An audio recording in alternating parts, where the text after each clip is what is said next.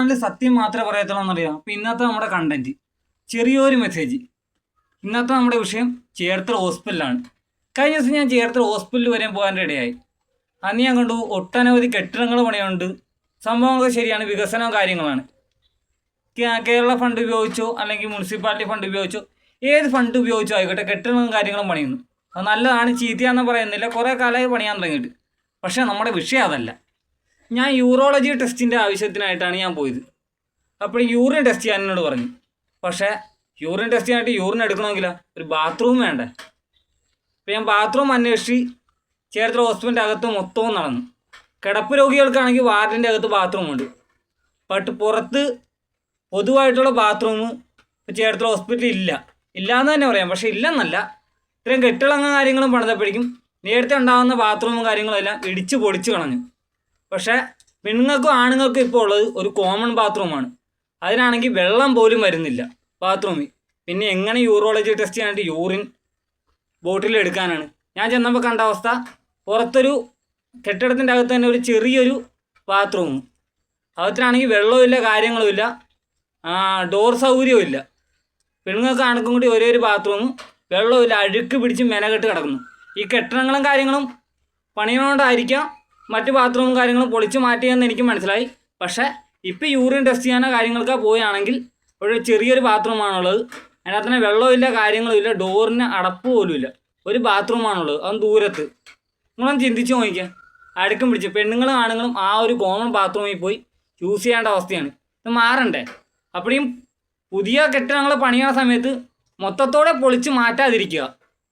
ആവശ്യത്തിനുള്ള ബാത്റൂം കാര്യങ്ങളും വെച്ചിട്ട് മാത്രം ബാക്കി പണിയും കാര്യങ്ങളും. അല്ലെങ്കിൽ ഇത് പുതിയതൊരെണ്ണം പണിതിന് ശേഷം മാത്രം ബാക്കിയുള്ളത് പൊളിച്ച് മാറ്റുക.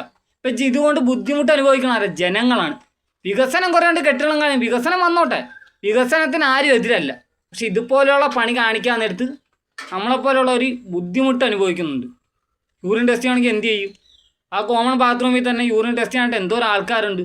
ഒരു ചെറിയൊരു കെട്ടിടം, അടപ്പൂല, വെള്ളവും ഇല്ലാത്ത അവസ്ഥ. എന്തവസ്ഥയാണ് ചേർത്തല മുനിസിപ്പാലിറ്റി കീഴിലുള്ള ചേർത്തല താലൂക്ക് ഹോസ്പിറ്റലിൻ്റെ അവസ്ഥയാണ്.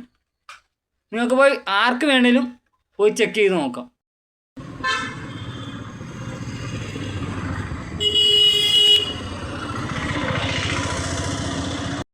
ായിട്ടാണ് ഞാൻ ഇന്ന പോലെ ദുബായിൽ നിന്ന് വന്നത്. ചികിത്സയ്ക്ക് വേണ്ടി വന്നാൽ ഇപ്പോൾ യൂറോളജി ടെസ്റ്റ് ചെയ്യാൻ ഒത്തിരി വാർഡിൻ്റെ അകത്ത് ഒത്തിരി ഉണ്ട്. പക്ഷേ വാർഡിൻ്റെ അകത്തേക്ക് നമ്മളെ കയറ്റി വിടത്തുമില്ല.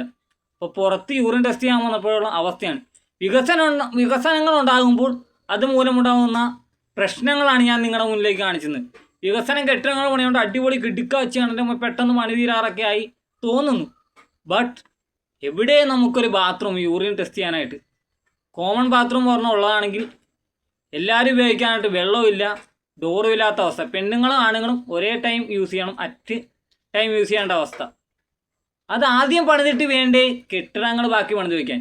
യൂറിൻ ജനങ്ങൾക്ക് പുറത്തു പോയി ഒഴിക്കാൻ പറ്റത്തില്ല. ശുചിത്വമല്ലേ നമുക്ക് വേണ്ടത്. അല്ലാതെ മറ്റു കാര്യങ്ങൾ നോക്കിയാൽ കോടികൾ ഉണ്ടാക്കാൻ നോക്കിയിട്ട് കെട്ടിടങ്ങൾ പണിത് ഉയർത്തിയിട്ടോ കാര്യമില്ല. ആദ്യം ബാത്റൂം വരട്ടെ. മുനിസിപ്പാലിറ്റി ഇത് കണ്ടറിഞ്ഞ് ചേർത്തല ആശുപത്രിയിൽ ഒരു മാറ്റം വരുമെന്നും അടുത്ത പ്രാവശ്യം യൂറോളജി ടെസ്റ്റിനൊക്കെ ഞാനൊക്കെ വരാൻ നേരത്ത് ഒരു നല്ലൊരു ബാത്റൂം അല്ലെങ്കിൽ അടച്ചുറപ്പുള്ള വെള്ളമുള്ള ഒരു ബാത്റൂം ഉണ്ടാകുമെന്ന് പ്രതീക്ഷിക്കുന്നു.